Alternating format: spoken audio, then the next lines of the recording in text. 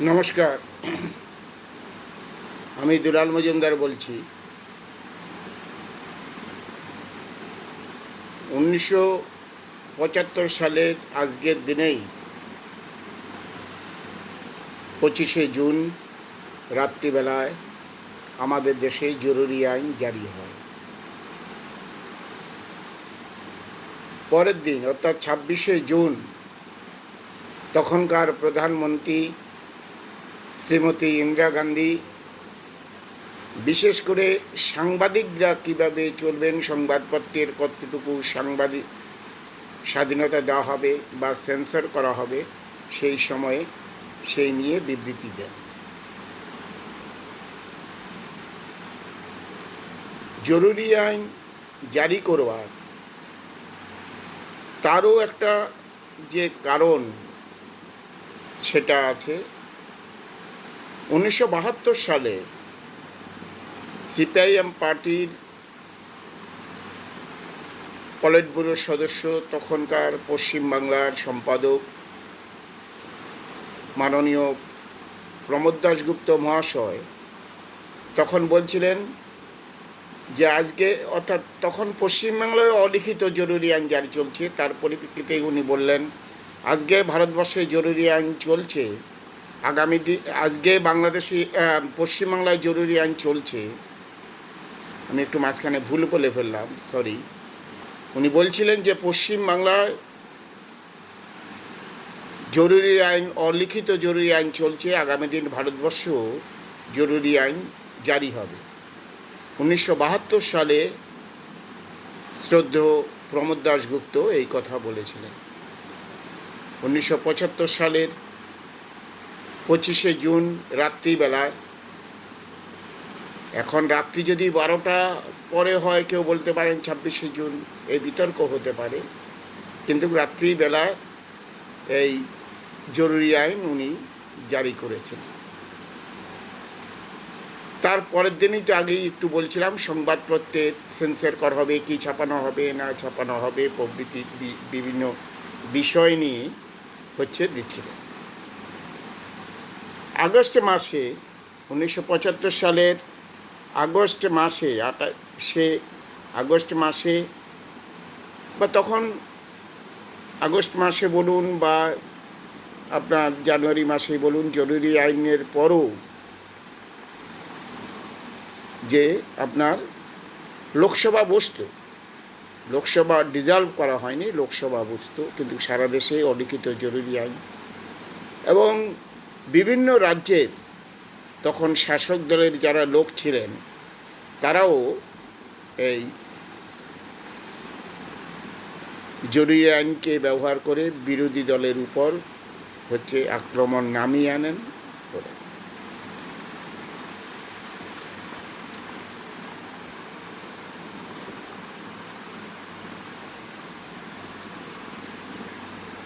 1976 সালের 28শে জানুয়ারি লোকসভা সদস্য সরোজ মুখার্জি উনি একটা বিবৃতি দিয়েছিলেন, জরুরি অবস্থার সম্বন্ধে বিরুদ্ধে বক্তব্য রেখেছিলেন। তখন যদিও বামপন্থীদের কোনো সরকার, 75 সালে বামপন্থীদের কোনো সরকার ছিল না, কিন্তু কেরলে, পশ্চিমবাংলায়, ত্রিপুরায় তো বামপন্থীরা শক্তিশালী ছিল। বিশেষ করে তো বলা যায় কেরলে তো 59 সালে থেকেই কমিউনিস্ট পার্টির সরকার প্রতিষ্ঠিত হয়, একবার আসে একবার যায়। যাই হোক, বললাম কেরলও সিপিআইএম বা বামপন্থীরা খুব শক্তিশালী ছিল, এইভাবে আক্রমণ নামিয়ে।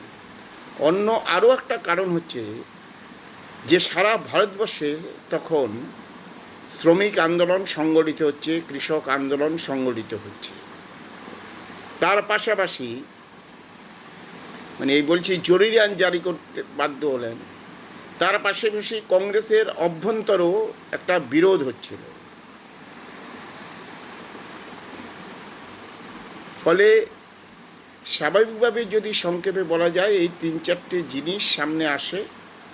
ইন্দিরা গান্ধী জরুরি আইন জারি করেন এবং এটা শোনা যায় যে আমাদের রাজ্যের প্রাক্তন মুখ্যমন্ত্রী মাননীয় সিদ্ধার্থ শঙ্কর রায়, উনি তো অ্যাডভোকেট ছিলেন না, ওনার পরামর্শেই সংবিধান দেখে এই জরুরি অবস্থা জারি করেন শ্রীমতী ইন্দিরা গান্ধী। 65 দেশের, এবং যখন এই সংবাদপত্রের স্বাধীনতা এসব কেড়ে নেওয়া হলো, 65টা দেশের 900 জন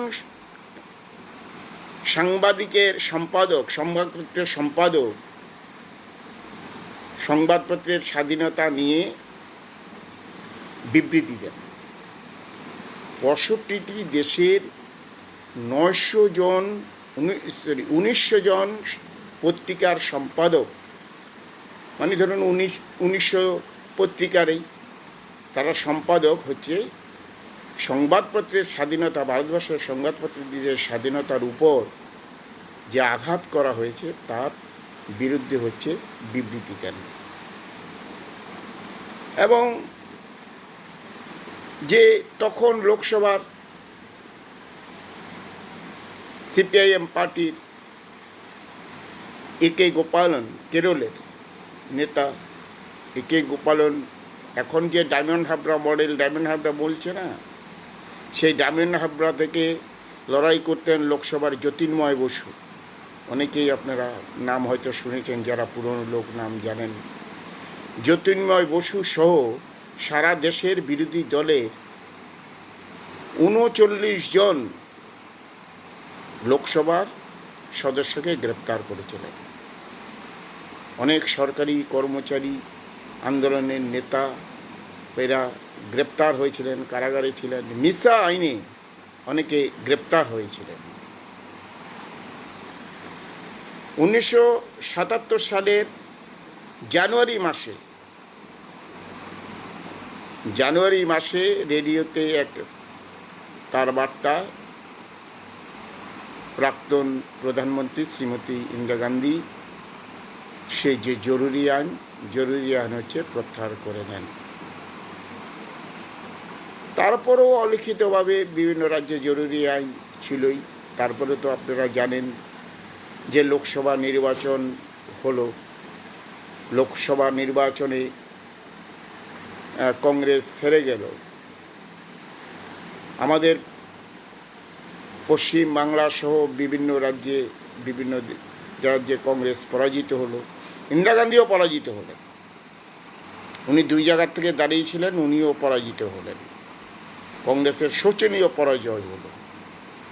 জনতা দলের সরকার হলো, মোরারজি দেশাই প্রধানমন্ত্রী হলেন। বামপন্থীরা, বিশেষ করে সিপিআইএম পশ্চিমবাংলায় থেকে বিভিন্ন জায়গা থেকে জিতলেন। তখনকার ওই নির্বাচনেও বামপন্থী জনতা পার্টির সঙ্গে বা জনতা দলের সঙ্গে পশ্চিমবাংলায় ঐক্য হয়েছিল। লোকসভায় অনেকগুলো আসন পেলেন, জিতলেন, সরকার গঠন হলো। এই জরুরি অবস্থায় আক্রমণ, লড়াই, সংগ্রাম, তখনও কিন্তু সিপিআইএম পার্টিকে, আজকাল অনেকে বলেন না সিপিআইএম পার্টিকে মুছে দেবেন, থাকবে না, চলবে না, এখানে লাল পতাকা থাকবে না। তার মধ্যে কেউ কেউ নিজেদের দলের পতাকা বন্ধক দিয়ে ছেড়ে দিয়ে অন্য দলে ঢুকেছেন, সেই বিতর্কে যাচ্ছে না। তখনও মনে করেছিল যে সিপিআইএম পার্টিকে শেষ করে দেবে, বামপন্থীদের শেষ করে দেবে, পারেননি। জরুরি আইন জারি করে পারেননি। পশ্চিমবাংলায়ও যে বললাম সময় পার্টির কেন্দ্রীয় কমিটির সিদ্ধান্ত অনুযায়ী জনতা দলের সঙ্গে অ্যাডজাস্ট হলো, বা জনতা পার্টি যখন যা ছিল তার সঙ্গে অ্যাডজাস্ট হলো, জিতলেন, সরকার গঠন হলো। বামপন্থীরা তাকে সমর্থন করলেন এবং বামপন্থীরা দাবি করলেন যে পশ্চিম বাংলায় যে নির্বাচন ও বিধানসভার নির্বাচনও হলো। তারপরে তো আপনারা জানেন, এর আগের দিনেই আমি আলোচনাও করেছিলাম, বামপন্থী 1977 সালের 21শে জুন, তার আগে বিধানসভা নির্বাচন হলো। বামপন্থীরা ব্যাপক মেজরিটি পেয়ে কমরেড জ্যোতি বসুর নেতৃত্বে সরকার গঠন হলো। তাই জরুরি আজকের দিনেই সেই ভারতবর্ষের সংসদীয় গণতন্ত্রের একটা কালো দিন। আজকে বিভিন্ন পত্রিকায় দু একটা পত্রিকায় লেখাও প্রকাশিত হয়েছে জরুরি অবস্থা সম্বন্ধে। তাই আজকে যে কালো দিন তাকে স্মরণ করেই 1975 সালের যে 25শে জুন, আজকেও 25শে জুন, তাকে স্মরণ করেই আমি এই বক্তব্য আপনাদের কাছে উত্থাপন করলাম। নমস্কার।